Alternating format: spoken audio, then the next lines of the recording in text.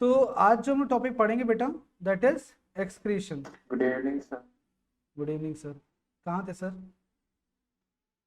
Link ही नहीं आया तो क्या है तो okay, so can anyone tell me what is excretion?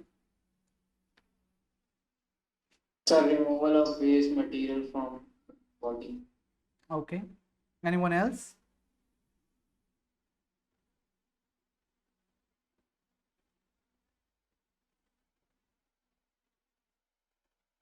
यश ने कहा रिमूवल ऑफ वेस्ट। तो Yash, if somebody is losing glucose, ठीक है, when he or she is diabetic, there is glucose is waste. Sir, removal of harmful waste from the Glucose is harmful. Sir, harmful waste. अच्छा, देखिए अब definition को थोड़ा सा हम लोग सही कर लें। क्या होगा? The nitrogenous waste process of removal of material which are toxic in nature and which are in excess are known as excretion. Okay, तो क्या चीज पढ़ रहे हैं बेटा हम लोग? Excretion, the process of removal of material which are in Ishan,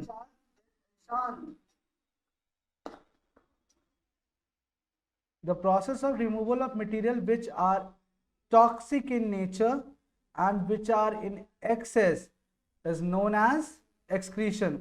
ऐसे मटेरियल को बॉडी से बाहर निकालना है जो टॉक्सिक हो और या रिक्वायरमेंट से ज्यादा हो, ठीक है, मोर देन रिक्वायरमेंट। तो इन दोनों प्रोसेस को क्या बोलते हैं बच्चा? इन दोनों प्रोसेस को हम लोग बोलते हैं एक्सक्रीशन, ठीक है। And the system belongs to this is known as excretory system. Okay, system belongs to this is known as excretory system.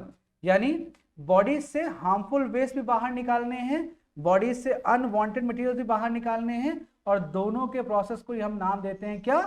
Excretion, ठीक है बेटा।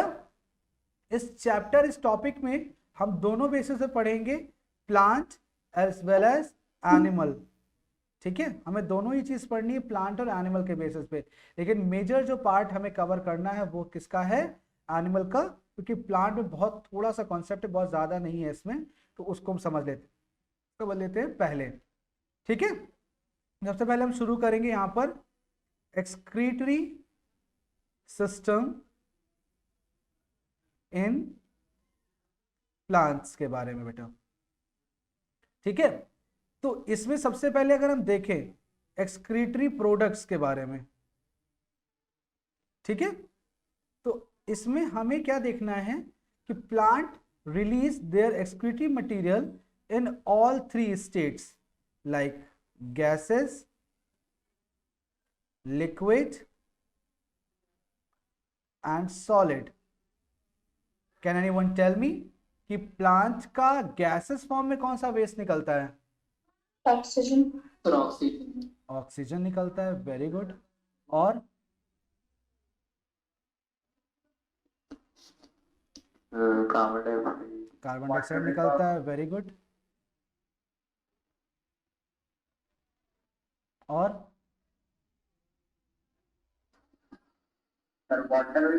वाटर निकलता है, वेरी गुड, ठीक है। ये तीन ऐसे मटेरियल हैं जो प्लांट लूज करता है। जैसे CO2 लूज करता है by the process of respiration, ये इसका रेस्पिरेटरी वेस्ट है जिसको एक्सपिरेटरी वेस्ट कहा जाता है। वाटर लूज करता है in the form of transpiration, in the process of transpiration. Water loss होता है ना वेपर के फॉर्म में यहाँ पे, जैसा नो। और ऑक्सीजन लॉस करता है इन द प्रोसेस ऑफ, समझ में आया? Yes. तो ये प्लांट पे क्वेश्चन इसी पे आएगा, 2 मार्क्स पे क्वेश्चन इसी पे आएगा, बस इतना ही पढ़ना है आपको प्लांट्स में, ठीक है। गैसेस के फॉर्म में यहाँ करता है, ठीक है। लिक्विड के फॉर्म में कौन सी चीज लूज करता है प्लांट? गटेशन के through water droplet. Water by the process guttation, ठीक है, गटेशन के थ्रू यहाँ पे करता है। और कुछ? No sir. और नहीं करता। No sir. बाकी सॉलिड के फॉर्म में अगर बात किया जाए तो प्लांट का एक्सक्रीटरी वेस्ट मटेरियल है गम, लेटेक्स, ठीक है, रेजिन। आप देखते होंगे कि जब प्लांट की इंजरी होती है तो वाइट मिल्की वाइट कलर का एक फ्लूइड निकलता है बाहर, देखा है? Specially rubber plant, rubber plant में देखा लेटेक्स निकलता व्हाइट कलर का, उसको काफी देर तक अगर छोड़ दो तो हार्ड सॉलिड फॉर्म में कन्वर्ट हो जाता है, Yes, sir. पहले इंजरी के फॉर्म, ठीक है, दैट इज लेटेक्स, इसी से आगे जाके रबर बनती है, ठीक है, that latex convert into rubber, ठीक है। थोड़ा सा पहले सॉफ्ट होता है, आप देखते होंगे कि जो रबर यानी जो फ्लूइड निकलता है प्लांट से व्हाइट कलर का, वो पहले सॉफ्ट होता है, धीरे धीरे वो क्लॉट करता है, जैसे आपका ब्लड क्लॉट करता है ना, हार्ड बनता है, तो एक स्टिकी फ्लूइड सॉलिड कंटेंट बन जाता है, उसको लेटेक्स कहते हैं, रबर कहते हैं। और उसके बाद उसको और हार्ड किया जाता है, एक प्रोसेस होता है, उसको नाम सुना होगा आपने, vulcanization. Vulcanization, Yes, sir. Vulcanization is the process of adding sulphur to the latex, ठीक है। जितना सल्फर ऐड करेंगे उतना जो आपका रबर है वो ब्लैक होता जाएगा और उतना ज्यादा हार्ड होगा। जैसे आपका टायर देखा है, टायर की रबर आपने कितनी हार्ड होती है, कितनी ब्लैक Yes, sir. होती है, Yes, वो sir. इसी प्रोसेस से बनाई गई होती है बच्चा, ठीक है, वो इसी प्रोसेस से बनाई गई होती है, ठीक है, बात समझे। ये एक्चुअली प्लांट स्टोर कहाँ करता है, तो प्लांट इसको अपनी लीफ में, स्टेम में, कभी कभी फ्रूट वाला पोर्शन होता है, फ्रूट में स्टोर कर लेता है। तो जब ये टूट के गिरते होंगे स्टेम में, बार्क में टूट के गिरते होंगे, तो ये मटेरियल यहाँ से हट जाता है, रिमूव हो जाता है, बात समझे। इनको जैसे हम लोग को टाइमली एक्सक्रीट आउट करना होता है, एक्सक्रीशन करना होता है, वैसे प्लांट को इस तरह से नहीं करना होता है। तो जब उससे लीफ टूट के गिर गई, ड्राई होके लीफ गिरी तो उसके साथ निकल गया, स्टेम टूट के गिरी या बार्क टूट के गिरी तो उससे निकल गया, या फ्रूट के किसी पार्ट को छुपा के रखा था, फ्रूट हटा तो ये हट गया। तो इस तरीके से इसमें से रिमूवल होता रहता है, ठीक है बच्चा, समझ में आया? Yes. ठीक है, तो इतना पोर्शन केवल है प्लांट के ऊपर केवल, ठीक है, बात सुने बेटा, Yes. Everyone have you got this, ठीक है। चलो एक बार फिर से देख लेते हैं हम लोग, एक बार फिर से देख लेते हैं इसको, क्या क्या चीज है बेटा। सबसे पहले पूछा गया excretion, what is excretion? The process of removal of material which are toxic in nature and in excess, ऐसा मटेरियल का रिमूव किया जाना जो या तो टॉक्सिक हो या फिर रिक्वायरमेंट से ज्यादा हो, तो ऐसे प्रोसेस को आप क्या बोलते हो? एक्सक्रीशन। और जो सिस्टम इन्वॉल्व होता है इसमें, that is excretory system. Okay बच्चा, समझ में आया? ठीक है, प्लांट और एनिमल दो के बेसिस में पढ़ना है। प्लांट में हमें केवल इतना पढ़ना है कि प्लांट के जो एक्सक्रीटरी मटेरियल होते हैं वो ऑल 3 फॉर्म्स में पाए जाते हैं, गैसेस में भी, लिक्विड में भी एंड सॉलिड में भी, ठीक है। गैसेस में कौन कौन से वेस्ट मटेरियल होते हैं Ishan? Carbon dioxide by product of respiration, water by product of transpiration, oxygen by product of photosynthesis. Liquid state में वाटर करता है, वाटर ड्रॉपलेट के फॉर्म में, गटेशन का बाय प्रोडक्ट है। और सॉलिड स्टेट में किसका करता है बच्चा? गम का, लेटेक्स का और रेजिन का, ठीक है बच्चा। और ये कहाँ स्टोर होते हैं? प्लांट की लीफ में हो सकते हैं, स्टेम में हो सकते हैं, फ्रूट में हो सकते हैं। तो जब प्लांट से ड्राई होकर ये गिरता होगा तो उससे ये चीज प्लांट से अलग हो जाता होगा, रिमूवल हो जाता होगा। बात सुने बेटा, यस और नो? Yes. पक्का? Yes. ओके, आगे देखते हैं। Next is excretory system in animals, excretory system in animals, ठीक है। अगर आपने क्लास 9th में एक चैप्टर पढ़ा होता है डाइवर्सिटी इन लिविंग ऑर्गेनिज्म, तो वहां पर पता चलता है इवोल्यूशन के बारे में कि कैसे आपके एक्सक्रीटरी ऑर्गन डेवलप हुए। सबसे पहले आपका जो यूनिसेलुलर ऑर्गेनिज्म होते थे, यूनिसेलुलर ऑर्गेनिज्म के एग्जांपल अमीबा, अमीबा, अमीबा, ठीक है, बैक्टीरिया। सबसे सिंपल एग्जांपल अमीबा। इनके अंदर एक्सक्रीशन जो होता था वो by the process of diffusion होता था, ठीक है भाई। इनकी सेल जो होती थी इसी से मटेरियल गिव और टेक होता था ऐसे करके, है ना, नाम से ले लेते समझ में आया। इस तरह से होता था सेल मेम्ब्रेन के थ्रू।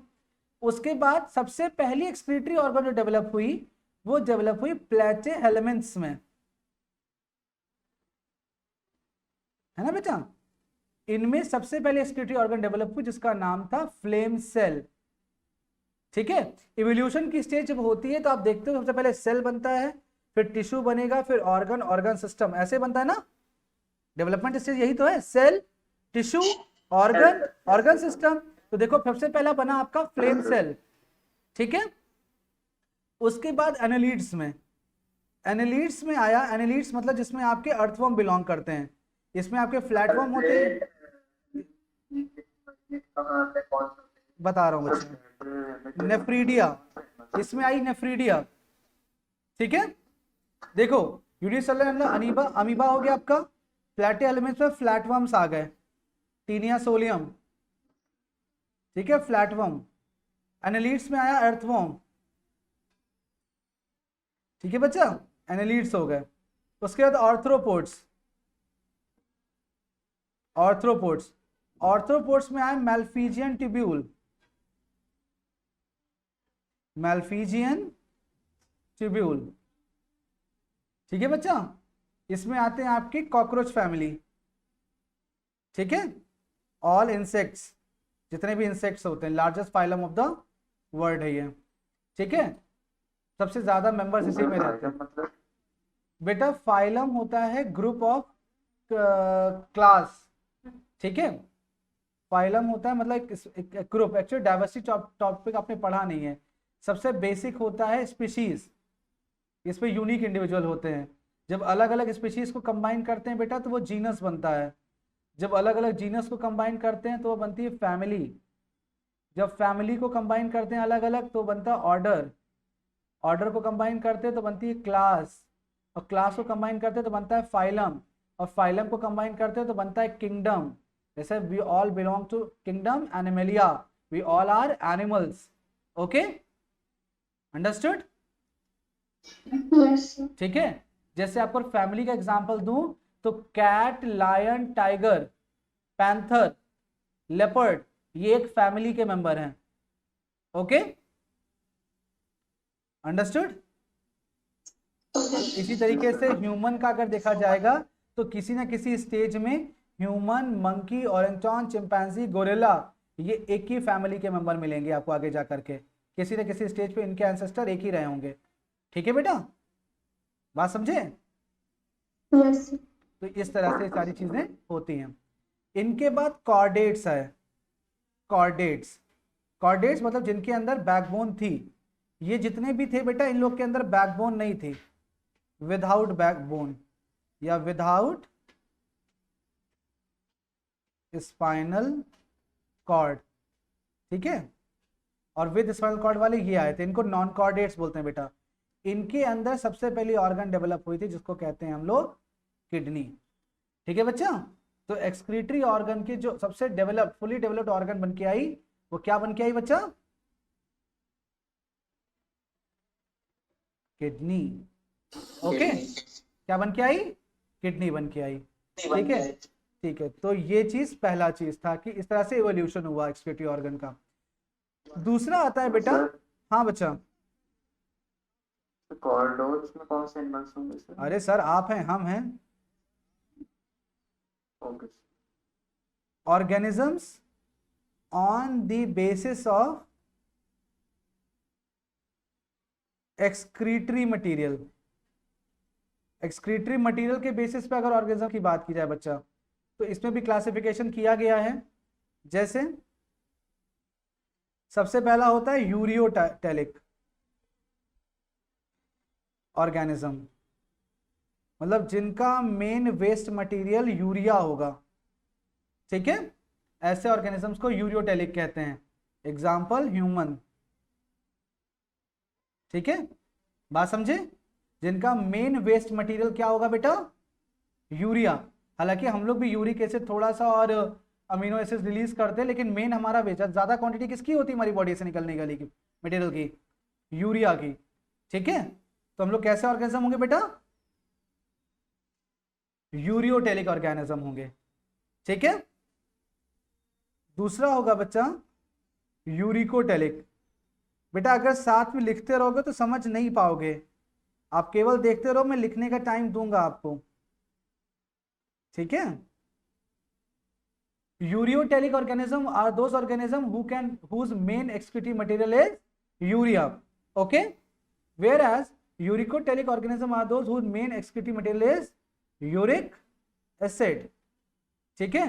एग्जाम्पल बर्ड्स, जितने भी बर्ड्स होते हैं आप देखते हो कि उनका व्हाइटिश कलर का निकलता है फिकस, देखा, यस और नो। तो उनका कॉम्पोजिशन मेनली क्या होता है बच्चा, Yes. उनका मेन कॉम्पोजिशन होता है यूरिक एसिड, ठीक है। फिर होता है बेटा aminotelic,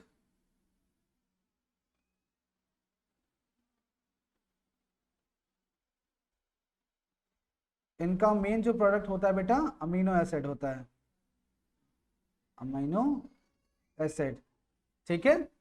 and the last one is, ये लिजर्ड या स्मॉल इंसेक्ट्स करते हैं बेटा,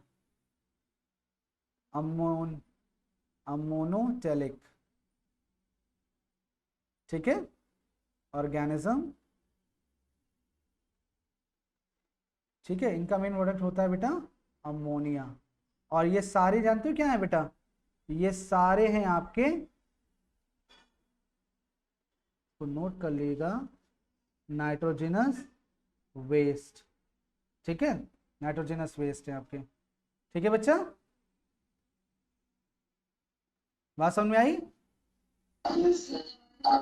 पक्का, कोई दिक्कत नहीं, Yes.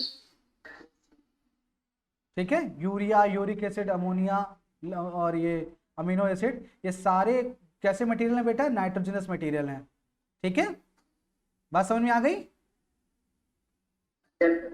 क्या ये दो कॉन्सेप्ट समझ में आए मेरे।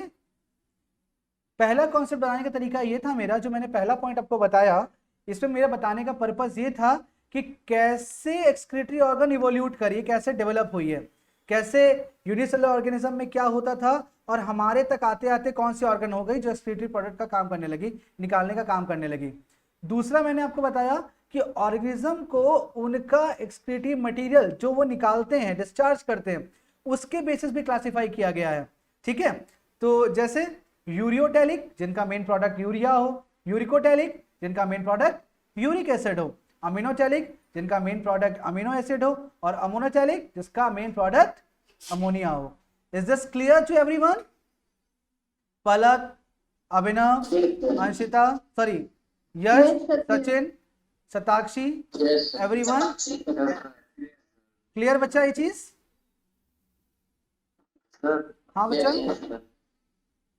शिवम, शौर्य। अमोनोटेलिक में सर कौन से फीचर्स यूज हैं? सर इसमें इंसेक्ट्स होते हैं और यहाँ पे लिजर्ड होती है या फिशेस होती हैं, रेप्टाइल्स और फिशेस होते हैं यहाँ पर, ठीक है, okay sir, clear, yes. Okay. अब ये तो था हमारी थोड़ी सी हिस्ट्री। अब हम लोग पढ़ते हैं ह्यूमन एक्सक्रीटरी सिस्टम के बारे में।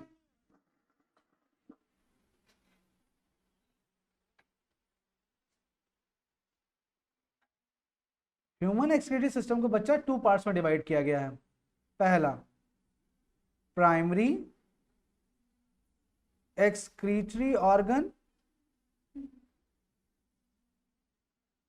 सिस्टम पढ़ रहे हैं तो मतलब ऑर्गन तो पढ़नी ही पड़ेगी हमें, और दूसरा सेकेंडरी एक्सक्रीटरी ऑर्गन, ठीक है। ये जनरली आपने क्लास 8 के लेवल पढ़ा होगा, क्लास 8 के लेवल पढ़ा होगा, ठीक है। प्राइमरी एक्सक्रीटरी ऑर्गन वो ऑर्गन्स होती हैं जिनका मेन वेस्ट मटेरियल जो होता है वो होता है नाइट्रोजनस वेस्ट मटेरियल। ठीक है, ऐसी ऑर्गन जिनका मेन काम है नाइट्रोजनस वेस्ट को डिस्चार्ज करना, वो क्या बोली जाएंगे बच्चा? Primary excretory organ. जिनका काम होता है अदर सब्सटेंसेस को डिस्चार्ज करना अदर देन नाइट्रोजनस वेस्ट, उनको क्या बोलोगे बच्चा? Secondary excretory organ. बात समझ में आई बेटा? जिनका काम होगा नाइट्रोजनस वेस्ट को डिस्चार्ज करना। आपकी बॉडी का मेन नाइट्रोजनस वेस्ट क्या है? यूरिया। तो जिनका काम मेन नाइट्रोजनस वेस्ट डिस्चार्ज करना है वो ऑर्गन आएंगी, क्या बोली जाएंगी? Primary excretory organ. और जिनका काम है अदर सब्सटेंस डिस्चार्ज करना, वो किस में आएंगी? Secondary excretory organ. तो प्राइमरी एक्सक्रीटरी ऑर्गन कौन कौन सी होंगी बेटा? Kidney, ureter, urinary bladder and urethra. Okay बच्चा, ये हो गए आपके प्राइमरी एक्सक्रीटरी ऑर्गन। ठीक है, कितने होते हैं? किडनी कितनी होती है? 1 पेयर्स। यूरेटर कितने होते हैं? 1 पेयर्स।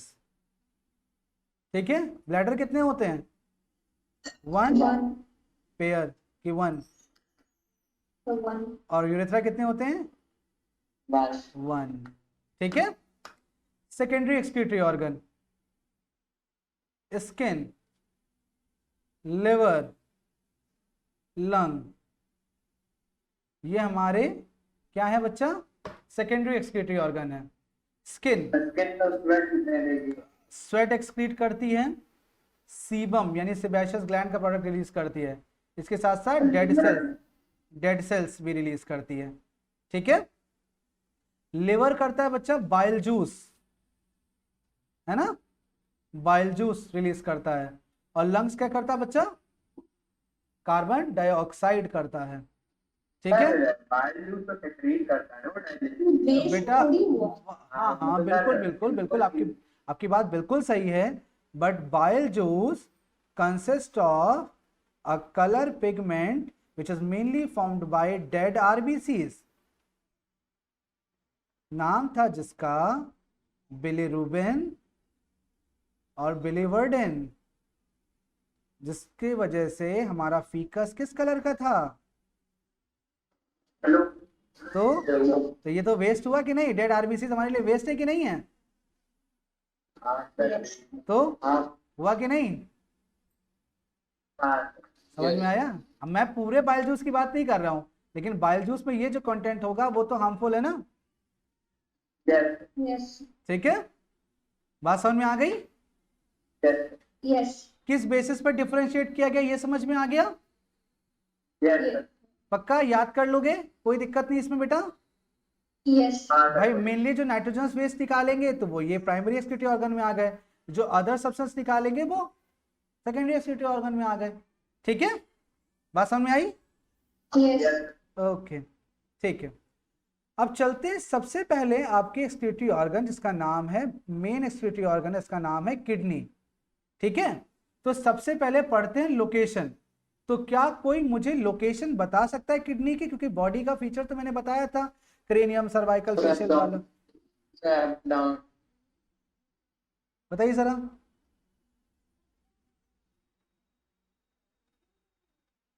सर एब्डोमेन में नहीं होती बेटा, एब्डोमेन में नहीं होती, बेलो एब्डोमेन रीजन, बेलो एब्डोमेन रीजन, हल्का सा एक सिरा एब्डोमेन में जाता, नहीं तो मेनली पेल्विक में जाती है।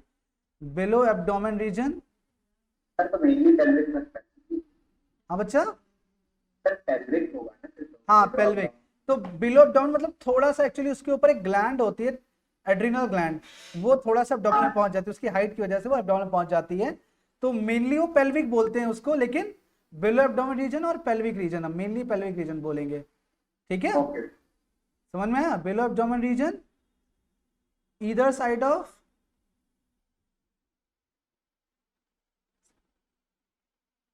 Vertebral column. यस और नो? दोनों तरफ होगा ना वर्टिकल कॉलम। क्या चीज? हाँ सर बताइए। Sir either side of backbone. Sir ये किसका नाम है सर? वही तो है, अच्छा ओके। यही तो है बेटा, ठीक है। और एक और चीज, right side, right kidney little lowered to give space to liver, liver को स्पेस देने के लिए, लिवर जैसा आपका होता है ना, इस तरह से लिवर होता है ना, इसको थोड़ा सा स्पेस देने के लिए किडनी जो राइट वाली होती है वो थोड़ा सा नीचे हो जाती है इस तरह से, ठीक है। तो राइट वाली ऐसे होती है, लेफ्ट वाली ऐसे होती है, ठीक है, हल्का सा इस तरह से। समझ में आया? इस तरह से कुछ पोर्शन होता है, ठीक है। राइट वाली थोड़ी सी छोटी भी होती है as compare to left one, ठीक है। बात समझ में आया? ठीक है। अब किडनी का स्ट्रक्चर कैसे ड्रॉ करते हैं पहले देखते हैं। बनाइए जरा एक सी, ओके, फिर बनाइए एक दूसरा छोटा सा सी, ठीक है। फिर ये वाला पोर्शन आपने ऐसे कनेक्ट कर दिया और ये वाला पोर्शन ऐसे आपने कनेक्ट कर दिया, बन गया ना बीन शेप्ड। अभी समीर आप बताऊंगा इसका आंसर, ठीक है। इस शेप के का आपका किडनी होता है। Kidney consist of two part, outer part is cortex, जबकि इनर पार्ट होता है उसको बोलते हैं medulla, okay. Outer portion is cortex और inner portion is known as medulla, ठीक है। इसके अंदर इस तरह से ट्रायंगुलर पोर्शन दिखाई पड़ते हैं आप,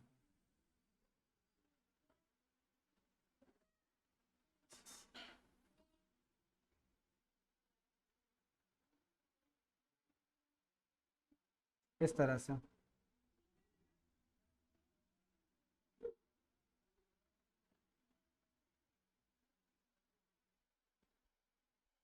डायग्राम आप साथ में बना सकते हैं बेटा मेरे, कि आपको चीजें समझ में आ जाएंगी।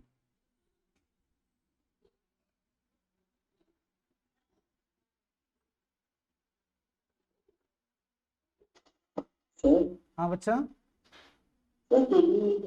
एक्सक्रीशन ऑफ एंड क्या होता है? क्या चीज? Excretion of and excretion of, and spelling बोलो। सर एंड नाइट्रोजनस होगा ना? नाइट्रोजनस वेस्ट है यार, pyramids, capital N, nitrogenous waste, ठीक है। रीनल पिरामिड्स, इनको क्या बोलते हैं बच्चा हम लोग? Renal pyramids. ये जो डीपनिंग बेटा दिख रही है आपको, ये डीपनिंग, इस डीपनिंग को नाम देते हैं हम लोग हाइलम। क्या नाम देते बेटा? हाइलम। और इसी हाइलम से निकलता है एक स्ट्रक्चर इस तरह से, ठीक है। पहले तो यहाँ पे जोन आता है, इस डीपनिंग को हाइलम कहते हैं, इस जोन को बोलते हैं पेल्विस, पेल्विस, ठीक है। और उससे ये पाइप निकलता है, उस पाइप को नाम देते हैं हम लोग यूरेटर, यूरेटर और यूरिन पाइप, ओके बेटा, यूरेटर और यूरिन पाइप। क्लियर? क्लियर? देखो एक बार फिर से देखते हैं हम लोग, एक बार फिर से देख लेते हैं इस चीज को, कि किडनी जो हमारी होती है बेटा, उसकी लोकेशन बात करें तो बिलो एब्डोमेन हो गई या पेल्विक रीजन में हो गई, दोनों साइड में आपके वर्टिब्रल कॉलम के या बैकबोन के होती है। राइट वाली किडनी मतलब इस तरफ वाली किडनी जो होती है आपकी थोड़ा सा नीचे होती है, क्योंकि उसको लिवर को स्पेस देना होता है और थोड़ी साइज में छोटी होती है। मेनली जब ट्रांसप्लांट की जाती है किडनी तो राइट वाली किडनी ही दी जाती है, क्योंकि वो छोटी साइज की है, बहुत ज्यादा उसका यूज नहीं होता बॉडी का, ठीक है। बड़ी किडनी हम अपने लिए रखते हैं, देने के लिए छोटी वाली चीज देते हैं, ठीक है। किडनी टू पोर्शन में डिवाइड होती है, एक बाहर का पोर्शन होता है कॉर्टेक्स, इनर का पोर्शन होता है मेडुला। ठीक है, किडनी के लिए एक वर्ड यूज किया जाता है, काफी पेट वर्ड है, मैंने आपको ऑलरेडी बता भी रखा है, रीनल। ठीक है बेटा, तो इसमें इससे वर्ड जब जो ब्लड कैपिलरी अंदर आएगी उसका नाम होगा रीनल आर्टरी, है ना, पढ़ा है ना। जो बाहर Yes. लेके जाएगी वो उसका नाम होगा रीनल वेन, है ना। तो किडनी के लिए वर्ड जो होता है वो रीनल वर्ड यूज किया जाता है। तो इसके अंदर ट्रायंगुलर पोर्शन आपको दिखेंगे, that triangular portion known as what, renal pyramids. ये जो डीपनिंग होगी बेटा, जहां ये कलेक्ट होगी जाकर के, that deepening is known as hilum. यहां हाइलम पे एक ऐसे फनल शेप पार्ट होगा, that funnel shape part is known as pelvis, और उसकी वहीं से आगे जुड़ा होगा आपका ये यूरिन पाइप, जिसको आप यूरेटर बोलते हो। सो इज दिस क्लियर बच्चा? Yes. पक्का? हाँ बेटा, any doubt to anyone? Sir एक बार फिर बता दीजिए। बिल्कुल बता दे रहा हूँ बेटा। कहाँ से, किडनी का स्ट्रक्चर बताना बेटा या ये पूरी चीज बतानी है? सर स्ट्रक्चर बताना है। ओके, बिल्कुल बता दे रहा हूँ बेटा। तो इस कुछ स्पेशल चीजें आप नोट कर सकते हो। Kidney consist of two parts, outer cortex और इनर मेडुला। ठीक है, inner triangular portion is known as triangular, TRING, triangular जो स्ट्रक्चर दिख रहा है आपको, उसको क्या नाम देते हैं बेटा हम लोग? Renal Pyramids. Pyramids, pyramids. Okay, उसके बाद जो डीपनिंग दिख रही है आपको, उसको नाम दे रहे हैं हम लोग हाइलम। ठीक है, फिर यहां पे एक फनल शेप पार्ट दिख रहा है, दैट फनल शेप पार्ट जो होगा उसको बोलेंगे हम लोग पेल्विस, और पेल्विस से ही अटैच होगा आपका क्या, यूरिन पाइप। ओके बच्चा, क्लियर? Yes. ओके, ये मेनली डायग्राम जो है आपका, दिस इज फॉर किडनी। अब यहां से जब हम आगे बढ़ते हैं बेटा, तो मेनली आता है हमें एक टॉपिक पढ़ने को जो बहुत जरूरी है, यूनिट ऑफ किडनी। सुना होगा, जानते होगे आप लोग कुछ इसके बारे में? जी, उसका ओरिजिनल नेम है यूरिनी फेरस ट्यूब्यूल। ठीक है, और नेफ्रॉन, बिल्कुल याद कर सकते हैं। ठीक है, ओरिजिनल नेम ये है, यूरिनी फेरस ट्यूब्यूल और नेफ्रॉन। ठीक है, अब नेफ्रॉन का जो डायग्राम है थोड़ा सा कॉम्प्लिकेटेड होता है, बट इसको हम इजी कर सकते हैं इस तरह से। ठीक है, पहले मैं ड्रॉ कर लूं और आप मेरे साथ ड्रॉ करना चाहें तो आप कर सकते हैं। थोड़ा सा मैं इजी दिखाऊंगा आपको diagram.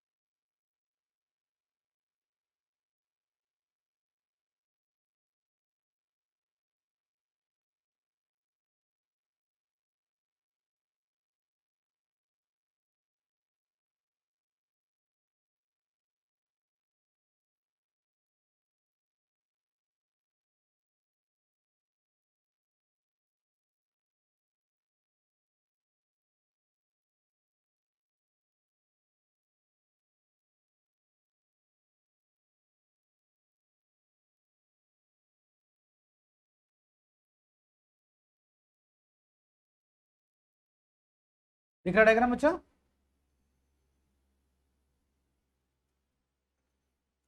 This cup shaped part is known as Bowman's। Suspend blood. बेटा जब कांस्टेंट होगी तो अपने आप आ जाएगी, अभी क्लियर, डोंट वरी, थोड़ा सा नेटवर्क फ्लक्चुएशन हो सकता है, ठीक है, अभी आ जाए, क्लियर हो जाएगा।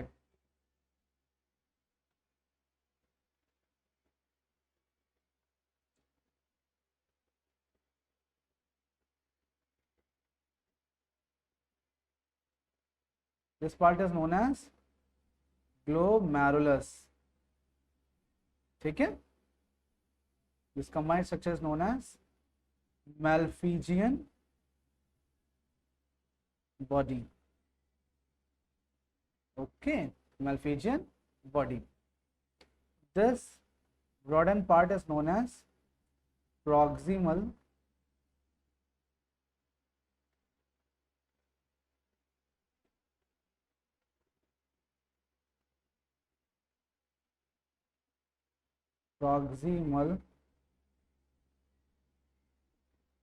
convoluted tubule. This part is known as distal convoluted tubule. This part is known as collecting duct. This part is known as loop of Henle और Henle's loop. ओके बेटा, लूप ऑफ हेनले और Henle's loop, ठीक है, समझ में आया। कुछ चीजें लोकेशन के बारे में अगर मैं बताऊं आपको, तो कॉर्टेक्स, या आपको मैं बताऊं बोमेंस कैप्सूल,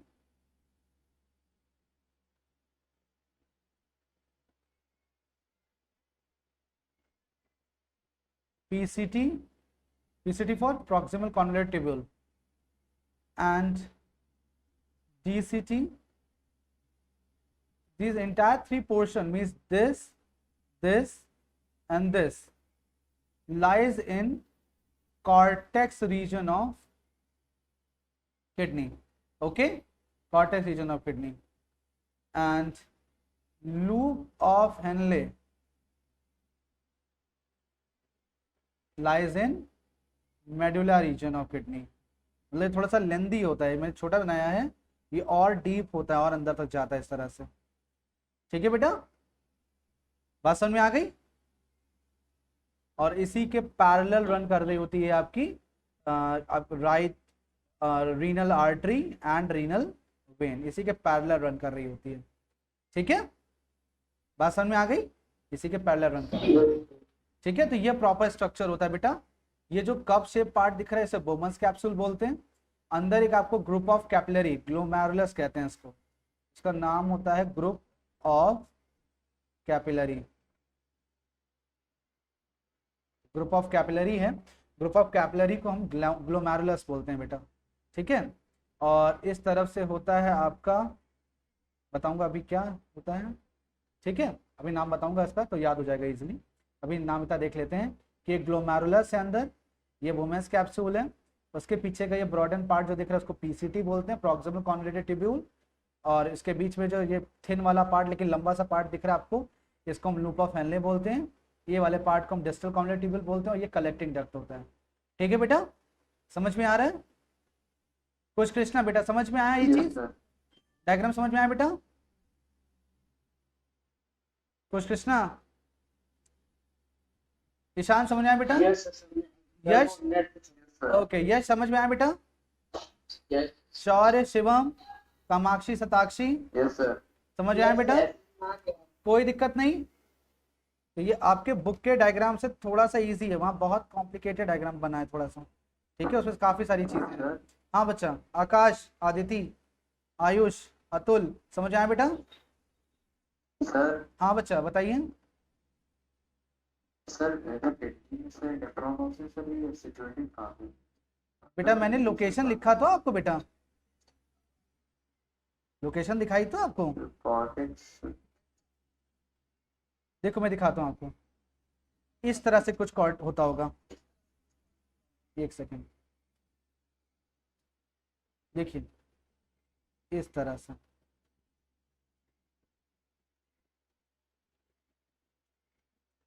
दिखा दिखा यस सर, अब देखा इस तरह से, और फिर ये आ करके ऐसे, आ करके ऐसे, आ करके ऐसे, ऐसे ओपन होता है आकर, देखा?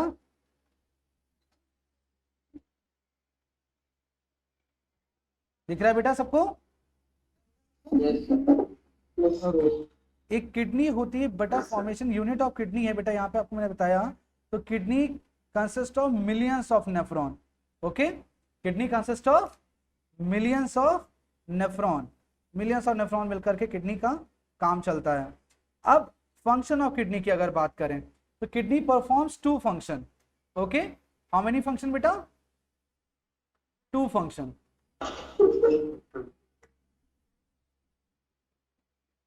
नंबर 1 ऑस्मो रेगुलेशन, ठीक है, एंड नंबर 2 यूरिन फॉर्मेशन, ठीक है, osmoregulation and urine formation. Osmoregulation means water balancing. As I have told you that day that kidney हमारी हेल्प करती है वाटर बैलेंस करने में। जैसे किडनी में होता है क्या है बेटा, किडनी के ऊपर एक ग्लैंड होती है जिसका नाम होता है एड्रीनल ग्लैंड, ठीक है। जब आप चैप्टर पढ़ोगे कंट्रोल एंड कोऑर्डिनेशन वाला, तो किडनी के साथ एसोसिएटेड होती है, इस तरह से किडनी होती है आपकी, तो उसके टॉप के ऊपर ऐसे बर्थडे कैप की तरह ऐसे रखा होता है, तो that gland is known as adrenal gland. Adrenal gland secretes a hormone known as anti diuretic hormone, anti diuretic hormone, इसको शॉर्ट में कहते हैं हम लोग ADH, ठीक है बेटा। और इसका कॉमन नेम है वैसोप्रेसिन। क्या कॉमन नेम बच्चा? वैसोप्रेसिन। ओके, ये रेगुलेट करता है amount of absorption of water, amount of absorption of water, यानी इसकी वजह से पता चलता है किडनी को कि एग्जैक्टली बॉडी में वाटर की कितनी रिक्वायरमेंट है, और अगर बॉडी में वाटर की रिक्वायरमेंट है तो ये निकल करके वाटर को एब्जॉर्ब कर लेगा किडनी से, तो किडनी यूरिन कम रिलीज करेगी या यूरिन कम फॉर्म करेगी। बात समझे? जब बॉडी में वाटर रिक्वायरमेंट से ज्यादा होता है, डिस्चार्ज नहीं होता, तो एंटी डायरेटिक हार्मोन ADH कम निकलता है, यानी यूरिन ज्यादा होती है। आपको समझे? यानी कुछ इस तरह से है कि ADH is inversely proportional to amount of urine production. दिख रहा है बेटा? मैथ्स का फॉर्मूला लिखा है मैंने, समझ में आ रहा है? ADH is inversely proportional to amount of urine formation. Mean अगर ADH ज्यादा तो यूरिन कम, ADH कम तो यूरिन ज्यादा। बात समझ में आई? ठीक है, समझे? ADH हार्मोन की डिफिशियंसी की वजह से, यानी अब किसी बंदे के अंदर जो ADH कम बन रहा हो, मतलब क्या होगा उसके अंदर? यूरिन की फॉर्मेशन ज्यादा हो जाएगी। यूरिन फॉर्मेशन ज्यादा होगी तो ब्लैडर जल्दी जल्दी भरेगा, और ब्लैडर जल्दी जल्दी भरेगा तो हमें बार बार जाना पड़ेगा खाली करने, है ना? होगा कि नहीं? वो मूवी देखिए ना, बॉम्बे टू गोवा, उसमें एक अंकल थे, वो बार बार जाते थे, इलाज कराने जा रहे थे गोवा, याद आया? देखी मूवी? तो उनको एक डिजीज थी, डायबिटीज, ठीक है, और इस वाली डायबिटीज को हम कहते हैं डायबिटीज इंसिपिडस। क्या बोलते हैं बच्चा? Diabetes insipidus. ये किसकी वजह से होती है बेटा? लैकिंग ऑफ हार्मोन ADH, ठीक है। सिम्टम क्या होगा इसका? Frequently urination, okay, frequently urination. बात समझ में आ गई भाई? खुद सोचो, लॉजिक लगाओ। अगर ADH कम हो यानी वाटर कम एब्जॉर्ब होगा, वाटर कम एब्जॉर्ब होगा मतलब मैक्सिमम क्या बनेगा? यूरिन, और यूरिन अगर ज्यादा बनेगा तो भरेगा कहाँ जा करके? blood, ब्लैडर में, और ब्लैडर जब भरेगा तो खाली भी तो करने जाओगे बार बार, तो ये फ्रीक्वेंटली जाना पड़ता है। That is disease known as diabetes insipidus. Actually insipidus का जो कहते हैं ना कि मीनिंग है, एक्चुअल मीनिंग है, उसका मतलब होता है टेस्टलेस, टेस्टलेस, स्वादहीन। इंसिपिडस मीन्स स्वादहीन। जैसे कहते हैं ना किसी चीज का टेस्ट नहीं आता, कहते हैं ना बिल्कुल पानी जैसा टेस्ट आ रहा है ना, फीका लग रहा है, होता है ना। अगर हम चाय पी रहे हैं, कॉफी पी रहे हैं, अगर चीनी डालना भूल गए हम, तुम क्या कहते हैं? बिल्कुल टेस्टलेस हो गया है ना, फीका हो गया, पानी जैसा हो गया। तो यूरिन क्या होती है? एक्चुअली पानी जैसी हो जाती है, यूरिन का टेस्ट नहीं होता। ठीक है, तो that is from a disease diabetes insipidus, यानी यूरिन में वाटर की क्वांटिटी ज्यादा है, जो अदर सॉल्यूट होने चाहिए वो नहीं है। ठीक है बेटा, बात समझ में आ गई? yes, तो जब यूरिन में वाटर की क्वांटिटी बढ़ेगी तो डायबिटीज इंसिपिडस, जब यूरिन में ग्लूकोज की क्वांटिटी बढ़ेगी तो डायबिटीज मिलेटस होती है। ठीक है, ये इंसुलिन की डेफिशिएंसी से होती है, जो आपका पढ़ा था पेनक्रियाज वाले में, बीटा सेल्स वाले में। ठीक है भाई, कभी हमारे दिमाग में एक चीज होती है कि ग्लूकोज बढ़ा तो डायबिटीज मिलेटस, ग्लूकोज घटा तो डायबिटीज इंसिपिडस, तो ये नहीं है बेटा। जब आपका इंसुलिन की डेफिशिएंसी होगी तो इंसुलिन क्या करता है? ग्लूकोज एब्जॉर्ब करता है, तो ग्लूकोज बॉडी में क्वांटिटी से ऊपर हो गया, एक लिमिटेड क्वांटिटी के ऊपर हो गया, तो अब एब्जॉर्ब तो होगा नहीं, तो वो क्या करेगा? बॉडी में डिस्चार्ज होने जाएगा, और डिस्चार्ज होने कहाँ जाएगा? किडनी के पास जाएगा। किडनी देखेगी अच्छा ग्लूकोज आ गया, ग्लूकोज तो बॉडी के काम का है, तो देखा कि बॉडी में ग्लूकोज क्वांटिटी के ऊपर है, जो ऑप्टिमम क्वांटिटी होनी चाहिए उसके ऊपर है, तो यूरिन के थ्रू किडनी उस ग्लूकोज को बाहर निकाल देगी, यानी उस बंदे की यूरिन में ग्लूकोज की क्वांटिटी होगी, यानी स्वीट होगी यूरिन उसकी, ग्लूकोज है ना उसमें। बात समझ में आई? तो ऐसे डिजीज को क्या बोलोगे बच्चा आप? Diabetes mellitus. उसकी यूरिन थोड़ी सी थिक होगी। ठीक है, उसकी यूरिन कैसी होगी? थोड़ी थिक होगी, क्योंकि उसमें ग्लूकोज है, चिपचिपी होगी, स्टिकी होगी। ठीक है, बट यहां पर यूरिन कैसी होगी? बहुत डाइल्यूट होगी, क्योंकि वाटर इसमें ज्यादा है। ठीक है, ये डिफिशियंसी ऑफ एडीएच होता है बेटा, और ये डिफिशियंसी ऑफ कौन सा? इंसुलिन होता है। ठीक, इस वाले केस में शुगर बढ़ जाती है इसलिए इंसुलिन लेना पड़ता है, इसमें बॉडी में वाटर बढ़ जाता है इसलिए एडीएच लेना पड़ता है। ठीक है, अंडरस्टूड? Yes. बात समझ में आ गई? ऑस्मो रेगुलेशन समझ में आया? Yes. ठीक है भाई, अब सोचो अगर गर्मी है, गर्मियां चल रही है हमारे आसपास, तो हम लोग देखते हैं स्वेट के कंडीशन में वाटर बहुत ज्यादा डिस्चार्ज हो जा रहा है। ठीक है, तो अब किडनी में एडीएच जो हमारे जाएगा वो कहेगा वाटर होल्ड करो, वाटर तो ऑलरेडी डिस्चार्ज कर रहे हैं ये। ठीक है, तो उतना यूरिनेशन हमारे अंदर से नहीं होगा। ठीक है, बट अगर विंटर है तो विंटर में हमारे अंदर से यूरिनेशन नहीं होता, हमारे अंदर से स्वेटिंग नहीं होती, तो स्वेटिंग नहीं होती थी, यूरिनेशन के थ्रू वाटर बैलेंस हो जाता है हमारी बॉडी से। ठीक है, तब एडीएच कम निकलता है, अभी एडीएच ज्यादा निकलेगा। ठीक है, हाँ बच्चा? ऑस्मो साइकिल क्या है? क्या है? ऑस्मो आपने बोला से क्या होता है? ऑस्मो मीन्स वाटर होता है बच्चा, osmo means water, water regulation. ठीक है, अंडरस्टूड? पूरे बॉडी का फ्लूइड मेंटेन रहे, हमारी पूरी बॉडी।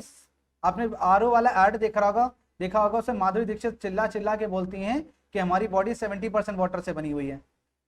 ठीक है, तो सच में 70% वाटर से बनी है, तो बात माना करो बड़े लोगों की, अगर माधुरी दीक्षित ने कह दिया तो माना करो। ठीक है, समझ में आया? उन्होंने कहा था मैगी खाओ, तो मैगी में अच्छी चीजें होती हैं, तो बाद में पता चला मैगी में आयरन, लेड था, है ना? उसे लेट से नुकसान से हाँ, फिर बेचारे पे केस हो गया था, है ना? ठीक है बेटा, लेड एक्चुअली करता है क्या? ब्लड की जो डाइल्यूशन लेवल है उसको कम करता है, यानी कॉन्सेंट्रेट कर देता है, तो इससे वेजल्स जो है कटने लगती हैं। ठीक है, तो इंटरनल ब्लीडिंग शुरू हो जाती है बेटा। ठीक है, अभी समझ में आया बच्चा? ऑस्मो रेगुलेशन समझ में आया? वाटर बैलेंसिंग समझ में आया कि जब बॉडी में वाटर की कमी होगी तो यूरिन कम जाएगी, स्वेट कम निकलेगा, जब ज्यादा होगी तो ज्यादा होगा। ठीक है, बात समझे? Yes. ओके, तो फर्स्ट फंक्शन समझ में आया आपको, ऑस्मोरेगुलेशन? Yes. तो जब आप स्टेप बाय स्टेप समझते हो बेटा तो समझ में आता है, इसलिए बीच में थोड़ा सा पेशेंस रखा करो, सारी चीजें बताएंगे जाएंगे। आपने लास्ट टाइम मुझसे पूछा था ना ऑस्मोरेगुलेशन, तो वो चीज का आंसर मैंने आज दिया है। क्लियर हो गया बेटा? ये कोई दिक्कत? Yes. ठीक है। नेक्स्ट आता है बेटा यूरिन फॉर्मेशन। अब यूरिन फॉर्मेशन अगर पढ़ रहे हो तो इसमें एक चीज बड़े ध्यान से समझना, यूरिन में एक्चुअली यूरिन फॉर्मेशन कहाँ होता है बेटा? हमारे किडनी में, याद रखिएगा। जबकि यूरिया फॉर्मेशन कहाँ होता है हमारी बॉडी में? लिवर में। That is why liver is a excretory organ. Bile juice पता था तो लिवर भी समझ लीजिए, ठीक है। बॉडी की यूरिया फॉर्मेशन कहाँ होगा? हमारा लिवर में होता है, क्योंकि प्रोटीन का जो ब्रेकिंग होता है वो स्टोरिंग बॉडी जो है लिवर है ना, तो वहां ब्रेकिंग होता है, तो एक साइकिल होता है उसको क्रिटेनिन साइकिल कहते हैं। उस क्रिटेनिन साइकिल के थ्रू यूरिया फॉर्मेशन होता है, और यूरिया फॉर्मेशन कहाँ होएगा? लिवर में। तो जब हेपेटिक वेन लिवर से ब्लड लेके बाहर निकलती है तो उस यूरिया को लेके निकलती है और फिर जाके हार्ट से फिर किडनी में आती है। समझे? बात समझे भाई? आपने देखो यहाँ से जब लिवर पढ़ते हो या स्टमक है, इंटेस्टाइन है, तो स्टमक से लिवर में कौन सी वेसल जाएगी? नाम बताओ कौन? Hepatic portal. Hepatic portal vein. तो अब हेपेटिक पोर्टल वेन लिवर में पहुंची, लिवर में ब्लड डाल करके यहाँ से निकलती है तो वो हेपेटिक वेन होती है। हेपेटिक वेन यहाँ से ब्लड लेके निकलेगी, यहाँ से जाएगी कहाँ बेटा? आपके हार्ट में, और हार्ट से कहाँ जाएगी? आपके किडनी में। इसीलिए किडनी से ये यूरिया फिर बाहर डिस्चार्ज की जाती है विद यूरिन। Okay, understood? बात समझ में आई? Yes, sir. ठीक। तो यूरिया फॉर्मेशन के लिए ऑर्गन कौन सी रिस्पॉन्सिबल होगी? ठीक है। एक और खास बात अब यहाँ पे पढ़ने वाली है कि filtration of blood, filtration of blood kidney में होता है, ना कि आपके हार्ट में। आपको मैंने उस दिन बताया था, मैंने बताया था कि आपका ब्लड जो फॉर्मेशन होता है, सॉरी ब्लड का जो मूवमेंट होता है वो कहाँ होगा? आपका हार्ट में। जो ब्लड का मूवमेंट होता है वो कौन करता है? आपका हार्ट करता है। कई बार हम गलती करते हैं प्योर ब्लड इम्प्योर ब्लड वाला। मैंने आपको बताया था pure blood impure blood word नहीं यूज करोगे, क्योंकि वो वर्ड कहाँ यूज होना चाहिए? जहाँ फिल्ट्रेशन होता हो। तो क्या हार्ट फिल्ट्रेशन ऑफ ब्लड करता है? बिल्कुल नहीं करता। No. तो इसलिए यहाँ पर फिल्ट्रेशन ऑफ ब्लड का टर्म आप यूज कर सकते हो। यूरिन फॉर्मेशन अगर हम बात करें तो यूरिन फॉर्मेशन बच्चा 3 स्टेप्स में कंप्लीट होता है, ठीक है। कौन कौन से? पहला होगा ultra filtration. The first one is ultra filtration, the second one is selective reabsorption, and the third one is tubular secretion। ठीक है, ultra filtration, selective reabsorption and tubular secretion. Clear बेटा? बात समझ में आई? Yes. ओके। अब सबसे पहले एक सीरीज पढ़ लेते हैं, फिर उसके बाद इन चीज को एक्सप्लेन करना शुरू करते हैं। जब हार्ट से ब्लड निकलता है तो सबसे पहले किससे बाहर आता है? और ऑर्टा से डिवाइड होता है किसमें? आर्टरी से डिवाइड होता है किसमें? आर्टियोल। आर्टियोल से कैपिलरी से, सेल से, कैपिलरी से, वेन्यूल से, वेन से। ये सीरीज याद रखिएगा, बस इस सीरीज में आगे बात करेंगे। अब देखो, हार्ट से ब्लड आ रहा है किडनी में, तो डिवाइड होगा, कौन सा किडनी पहुंचेगा भाई? ऑर्टा से ब्लड किस में जाएगा? रीनल आर्टरी में। रीनल आर्टरी से ब्लड किस में जाएगा बेटा?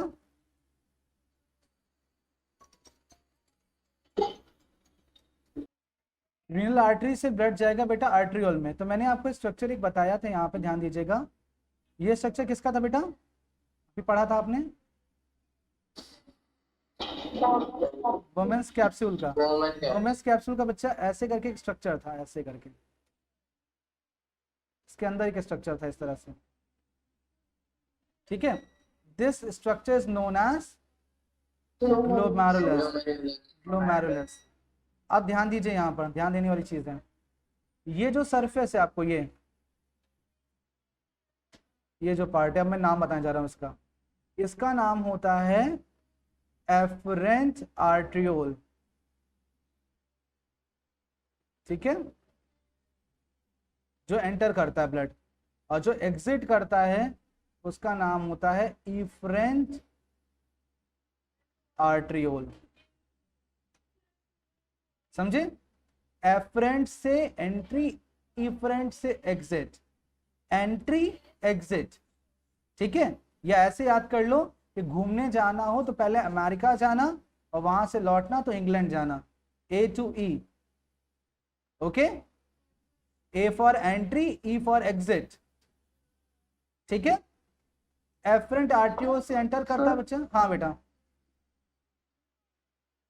समझ नहीं क्या नहीं समझ में आया? ये डायग्राम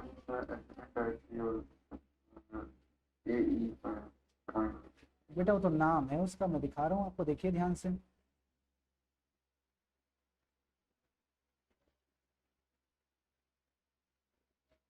ठीक है, ये स्ट्रक्चर आपको दिख रहा है अंदर से,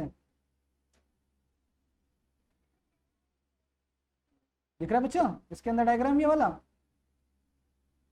ठीक है। ये वाला जो पार्ट होगा बेटा ये एफरेंट आर्ट्रियोल होगा, और जो ये वाला पार्ट होगा बेटा वो इफरेंट आर्ट्रियोल होगा, ठीक है। समझ में आया? अब समझ में आया? जो एंट्री होगी वो एफरेंट से होगी, और जो एग्जिट होगी वो किससे होगी बेटा? इफरेंट से होगी, ठीक है। अब खुद देखो, आर्ट्रियोल से जब एंट्री आगे बढ़ती है तो किस में जाती है? कैपिलरीज में। ये पोर्शन क्या होगा होना चाहिए बेटा? ये कैपिलरीज होना चाहिए, यस और नो? यस। इसी को तो हम कह रहे हैं group of capillaries, group of capillaries इसी को तो कह रहे हैं हम, तभी तो इसी का नाम ग्लोमेरुलस है, ग्रुप ऑफ कैपिलरीज। ओके बेटा,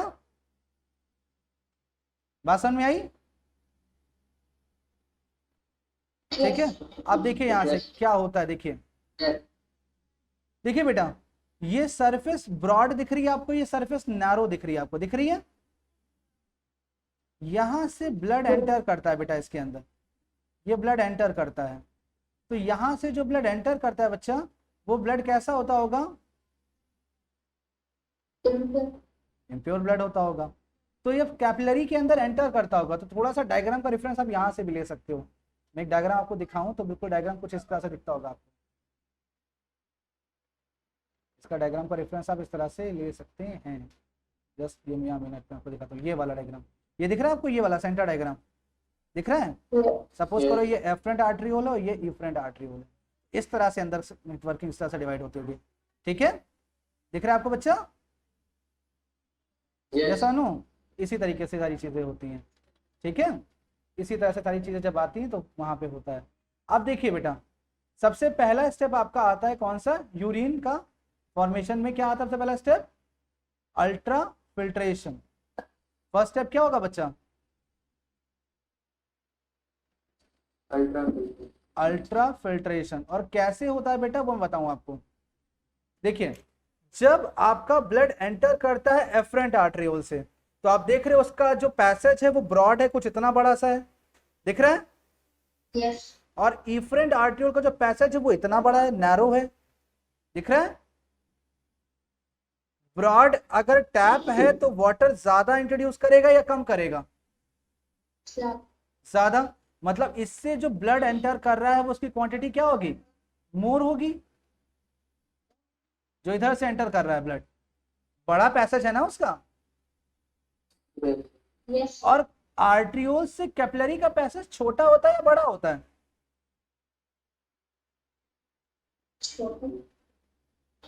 ईशान, ये ईशान बताएगा मुझे, आर्टरियोल से कैपिलरी का जो पैसेज है वो नैरो होता है या ब्रॉड होता है?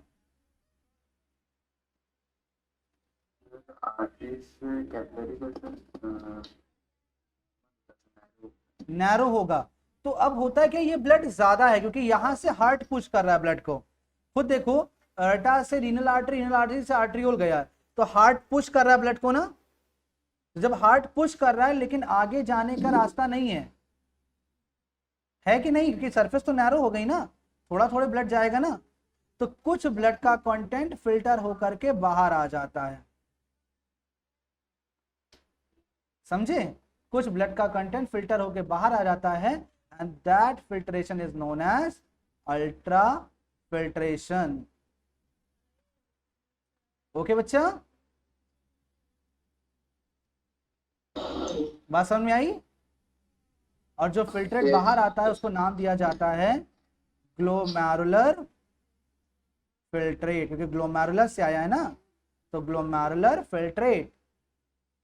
ओके बच्चा, क्या नाम दिया जाएगा? Glomerular filtrate. फिर से समझ लो एक बार, जब समझ में आ जाएगा तब मुझे आगे था, तब मैं आगे बढ़ूंगा इसमें। देखो, एफरेंट आर्टरियोल से ब्लड एंटर किया तो आगे बहुत फाइन फाइन कैपिलरीज के नेटवर्क हैं, उसमें से आगे जब जा रहा तो पीछे से पुश कर रहे हो। खुद सोचो, आगे अगर किसी कैपिलरी को ब्लॉक कर दिया जाए और पीछे से बहुत तेज से धक्का आ रहा हो, तो क्या आप सेम रास्ते पे आगे बढ़ पाओगे? नहीं बढ़ पाओगे, तो आप कोई और रास्ता ढूंढोगे बाहर निकलने का। तो इसी वजह से कैपिलरी की वॉल से ब्लड फिल्टर होकर के, ब्लड का कुछ कंपोनेंट फिल्टर होकर के बाहर आ जाता है, तो that content is known as glomerular filtrate. Understood? और सर ये प्योर? अभी नहीं, अभी पहले इतना समझो, ठीक है? तो वो बाहर आता है, उस कंटेंट को क्या बोलते हैं बेटा? Glomerular filtrate. तो जल्दी से डेफिनेशन लिखिए अल्ट्रा फिल्ट्रेशन की, लिखिए the process of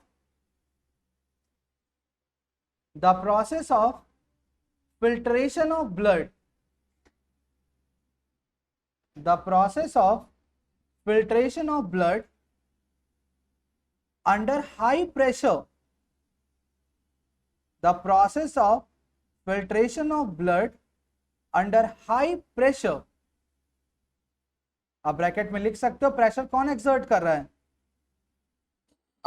heart exert करके, हार्ट पीछे से ब्लड को पुश कर रहा है ना, ठीक है? Under high pressure due to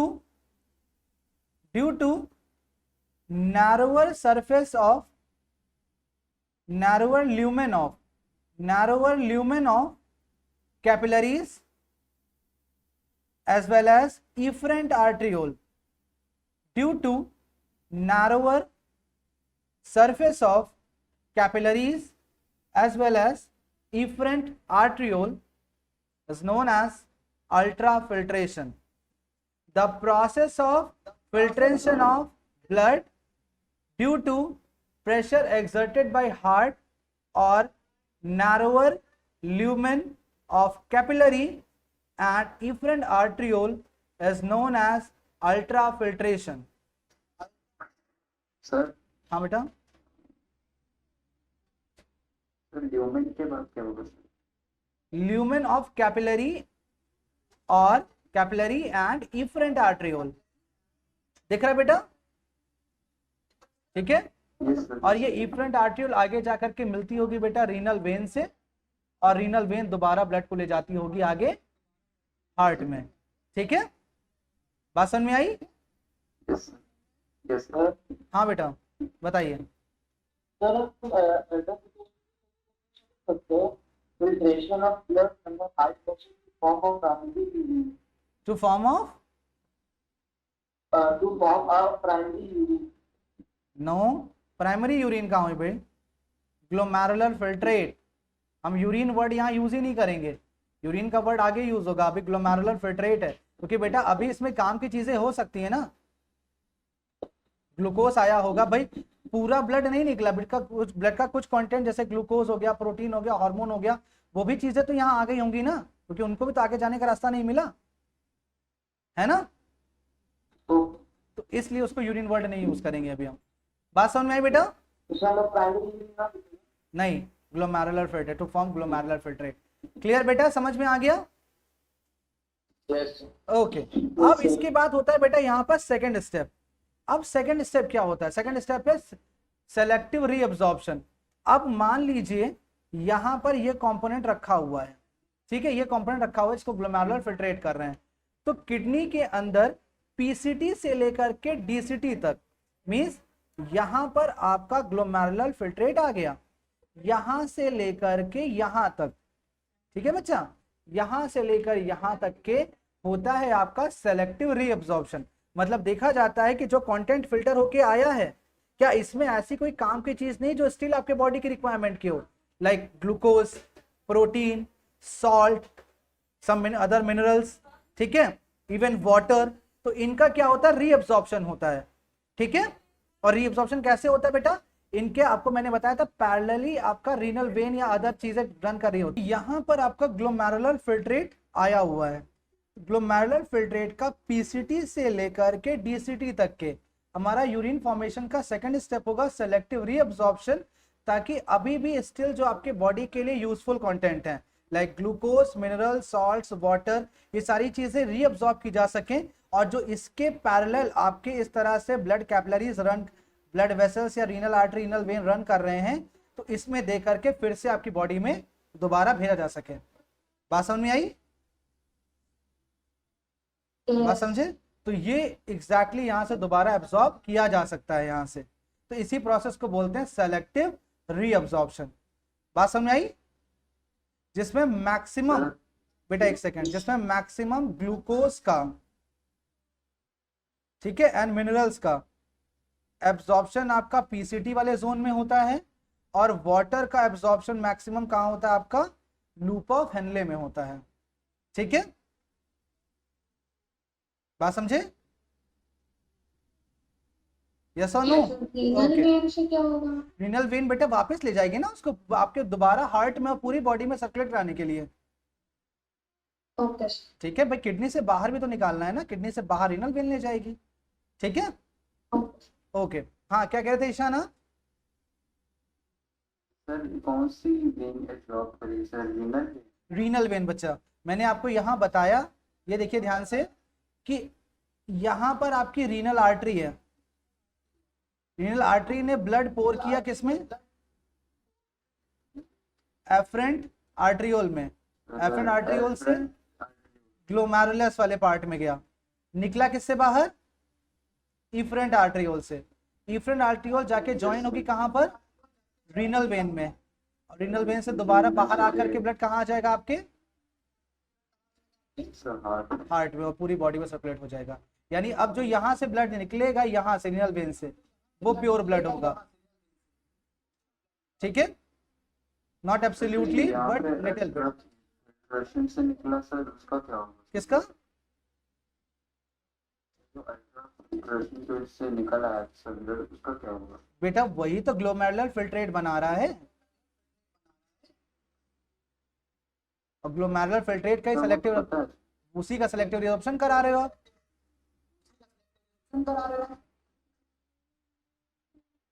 reabsorb नहीं होते तो वो हाँ बच्चा, रीअब्जॉर्ब नहीं होते, बेटा रीअब्जॉर्ब नहीं होते तो वो यहाँ आ जाते हैं डिस्टल कॉन्वोल्यूट ट्यूब्यूल तक। जब ये कंपोनेंट यहाँ पहुंचता है बच्चा, तब इसको नाम दिया जाता है यूरिन, और फिर सारी यूरिन पोर कर दी जाती है कलेक्टिंग डक्ट में, and that process is tubular secretion, और फिर वो बॉडी से बाहर निकल जाता है, ठीक है।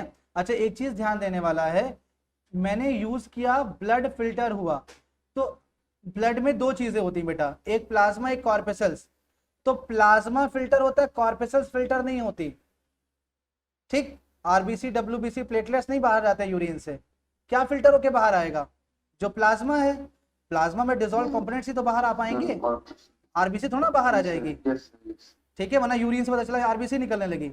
हाँ, एक डिजीज होती है हेमाटोन्यूरिया कहते हैं उसमें, जिसमें आपका कैपिलरी डैमेज हो जाता है, तो ब्लड के बड़े कंपोनेंट्स बाहर आने लगते हैं, यानी आरबीसी डब्ल्यूबीसी आने लगता है, तो यूरिन में ब्लड सेल्स निकलती हैं आपकी, तो वो डिजीज होती है हेमाटोन्यूरिया, ठीक है, उसमें ब्लड सेल्स बाहर निकलते हैं। तो यूरिन से जब ब्लड आ रहा होता है तो उसको वो डिजीज कहते हैं। वरना ब्लड से केवल क्या फिल्टर होकर बाहर आएगा, प्लाज्मा आएगा बाहर। क्या सॉलिड चीज फिल्टर हो सकती है? छलनी से चाय की पत्ती में बाहर आ सकती है, केवल चाय बाहर आती है?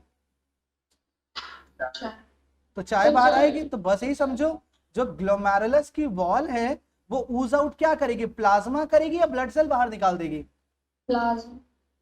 मेनली प्लाज्मा करेगी अनटिल अनलेस यहाँ पर डैमेज ना हुआ हो। अगर डैमेज होगा तो क्या निकालेगी, तो ब्लड सेल निकलेगा। ठीक है, बात समझे? ठीक है, फिर सेकंड स्टेप होता है आपका ग्लोमेरुलर का, ग्लोमेरुलर फिल्ट्रेट का सेलेक्टिव एब्जॉर्प्शन। हाँ बेटा, सर सेलेक्टिव एब्जॉर्प्शन में सर एमिनो एसिड की तो सर होगा ना? हाँ बेटा, जो चीज बॉडी के रिक्वायरमेंट में है, ठीक है, लाइक मिनरल्स हो गए, प्रोटीन्स हो गए, नेसेसरी अमीनो एसिड्स हो गए, ग्लूकोज हो गया, वो सारी चीज अब्सॉर्ब होगी यहाँ से लेकर के यहाँ तक वाले पोर्शन में। तो यहाँ फाइनल रीचेक हो गया कि हाँ बस अब ये चीज हमारी बॉडी के लिए एक्सेस है, टॉक्सिक है, तो वो सारी चीज डाल दी जाएगी कलेक्टिंग डक्ट में। कलेक्टिंग डक्ट सारे आके कनेक्ट होते हैं आके आपके इस पेल्विस वाले जोन में, यहाँ पर दिख रहा है आपको मार्क?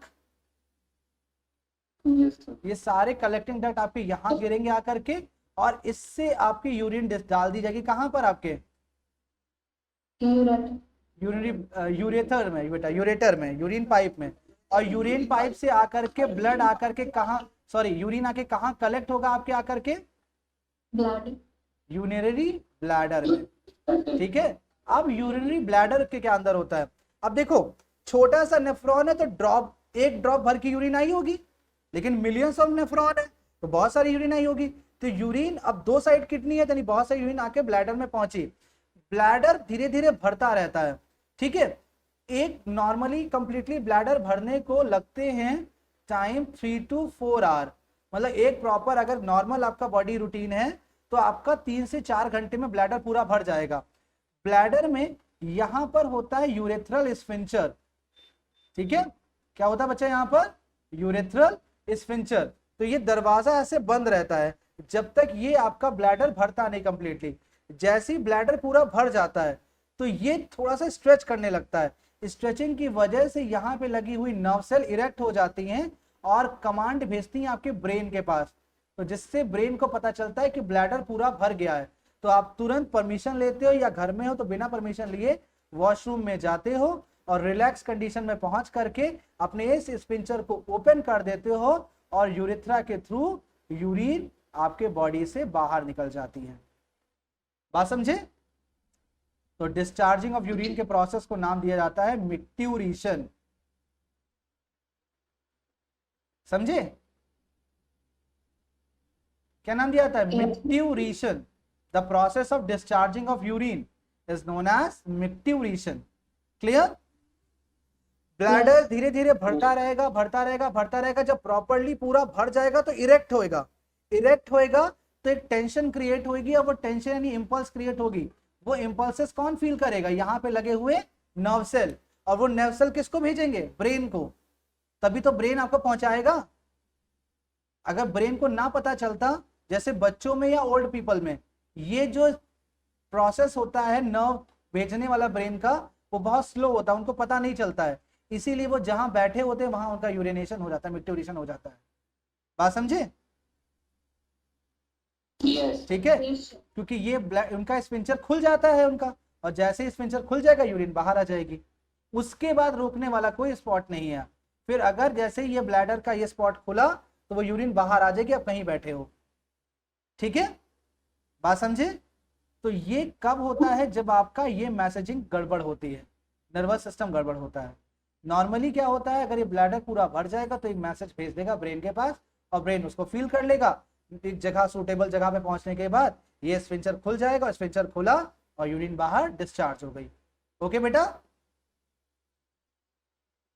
बात समझ में आई? बात समझ में आ गई? यस, कोई दिक्कत? Yes.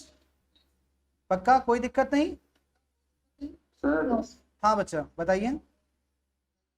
sir, maturation का sir diagram तो नहीं sir, ये sir एक बहुत मेट्यूरेशन का डायग्राम क्या मतलब? क्या यूरिन करते हो फोटो बनाओगे क्या? sir, हाँ, मतलब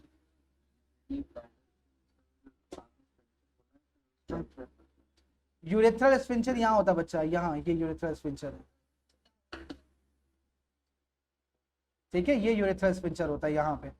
ठीक है, जैसे आपको बताया था ना मैंने कि इरेक्टाइल स्फिंक्टर होता है, पाइलोरिक स्फिंक्टर, कार्डियक स्फिंक्टर, सुना था आपने ना? ये वही चीज है। अच्छा, अब एक क्वेश्चन आता है, यहाँ पे दो डायग्राम होंगे आपके। एक डायग्राम होता है आपका एक्सक्रीटरी सिस्टम का, एक्सक्रीटरी सिस्टम का, जिसमें ऐसे करके किडनी बनी होती है और ऐसे करके बना होता है, ब्लैडर बना होता है, ऐसे करके, देखा है ना। एक ये डायग्राम होता है और एक होता है आपका ये वाला नेफ्रॉन का। तो अब आपके एक्सक्रीटरी सिस्टम से रिलेटेड दो डायग्राम है। अगर आपसे क्वेश्चन पूछा जाता है बोर्ड एग्जाम में कि explain the excretory system of human, तो आप डायग्राम कौन सा बनाओगे बच्चा, ये वाला, और आप 1 बाय 1 ऑर्गन एक्सप्लेन करोगे, पेयर ऑफ किडनी, स्ट्रक्चर, फिर पेयर ऑफ यूरेटर, फिर ब्लैडर, फिर यूरेथ्रा, ये एक्सप्लेन करोगे। लेकिन जब तक आपसे ना पूछा जाए यूरिन फॉर्मेशन, तब तक आप ये वाला पार्ट बिल्कुल नहीं ड्रॉ करोगे। बात समझ में आई? क्योंकि ये पार्ट कब बनेगा, जब आपका क्वेश्चन पूछा जाएगा यूरिन, तभी ये डायग्राम बनेगा। ओके,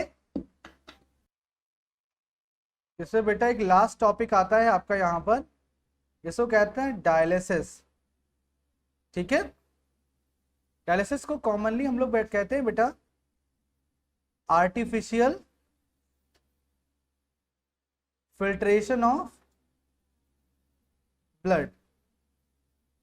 ठीक है, और ये कहां होगा, outside of body by a device known as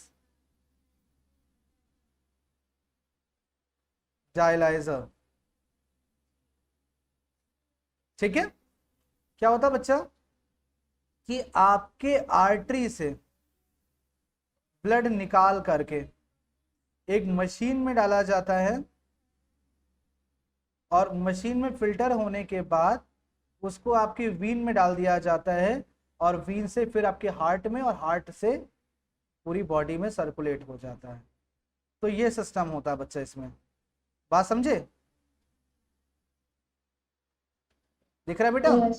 तो इस प्रोसेस को आप डायलिसिस कहते हो। नॉर्मली आपके हैंड में यहाँ पर पहले जिसको डायलिसिस करनी होती है तो यहाँ पे एक जंक्शन बनाया जाता है आर्टरी और वीन का। तो आर्टरी से ब्लड निकलता है और वहां मशीन में जा करके फिल्टर होकर के यहाँ पर फिल्टर होएगा बेटा। और फिल्टर कैसे होता है पता है? इसके अंदर ट्यूब्स लगे होते हैं ऐसे। तो जब ब्लड जाता है तो उस ट्यूब के अंदर केमिकल भरा होता है जिसका कॉन्सेंट्रेशन एग्जैक्टली ब्लड के इक्वल होता है। तो ब्लड अपना नॉर्मल जो सॉल्यूट होता है उसको नहीं, यूरिया जो ब्लड, जैसे मान लीजिए ये आपका ब्लड प्लस यूरिया जा रहा होगा या एक्सक्रीटरी प्रोडक्ट्स जा रहे होंगे इसमें साथ में, और इसके इस सेपरेशन मेम्ब्रेन के आसपास जो नॉर्मल ब्लड का कॉन्सेंट्रेशन होता है, नॉर्मल ब्लड कॉन्सेंट्रेशन ऐसे रख दिया जाता है। तो ये होती है आपकी सेमी परमेबल मेम्ब्रेन। तो यहाँ से एक्सक्रीटरी प्रोडक्ट फिल्टर होकर के इसमें आ जाते हैं। ठीक है बेटा, दिख रहा है आपको? और यहाँ से फिर बाहर डिस्चार्ज कर दिए जाते हैं। ठीक है, और फिर सर हाँ बेटा, ब्लड पहले से सर वो ब्लड कॉन्सेंट्रेशन, ब्लड का कॉन्सेंट्रेशन कहने का मतलब है नॉर्मली प्लाज्मा में जो जो चीज होनी चाहिए लाइक ग्लूकोज, प्रोटीन, सॉल्ट्स, क्योंकि अगर इसका कॉन्सेंट्रेशन लोअर करेंगे तो इसका ग्लूकोज भी तो बाहर निकल जाएगा, इसका प्रोटीन भी तो बाहर निकल जाएगा, इसका हार्मोन भी तो बाहर निकल जाएगा। तो यस इसलिए करते हैं। तो केवल एक्सक्रीटरी प्रोडक्ट यहाँ नहीं डालते ताकि एक्सक्रीटरी प्रोडक्ट खाली बाहर निकले, यूरिया, यूरिक एसिड, अमोनिया जो चीज है वही केवल बाहर निकले। ठीक है, पहले से ही सर हमारे में ब्लड से यूरिया होता है। बेटा यूरिया आपके एक्सक्रीटरी प्रोडक्ट में बना नहीं तो डिस्चार्ज नहीं करोगे, वही डिस्चार्ज करते हैं। अच्छा, जब आपको मैंने ब्लड ट्रांसफ्यूजन पढ़ाया था बेटा, तो ईशान ने मुझसे पूछा था या हम लोग से पूछा था, वहां पर मैंने पढ़ा था सिस फ्यूजन और याद होगा ट्रांसफ्यूजन, याद है ना? मैंने कहा था ए का ब्लड अगर ए में चढ़ाया जाए, किसी एक पर्सन ए है, इसका ब्लड अगर किसी उसी में चढ़ा दिया जाएगा तो that fusion is sis fusion. क्या ये सिस फ्यूजन नहीं दिख रहा आपको? Yes. आपका ब्लड ही तो आप में चढ़ाया जा रहा है। Yes. ठीक है, तो this kind of fusion is known as cis fusion. Clear है बच्चा? बात समझ में आ गई? Yes. क्लियर हो गया? So this is the last topic of excretion and now it is completed. Okay?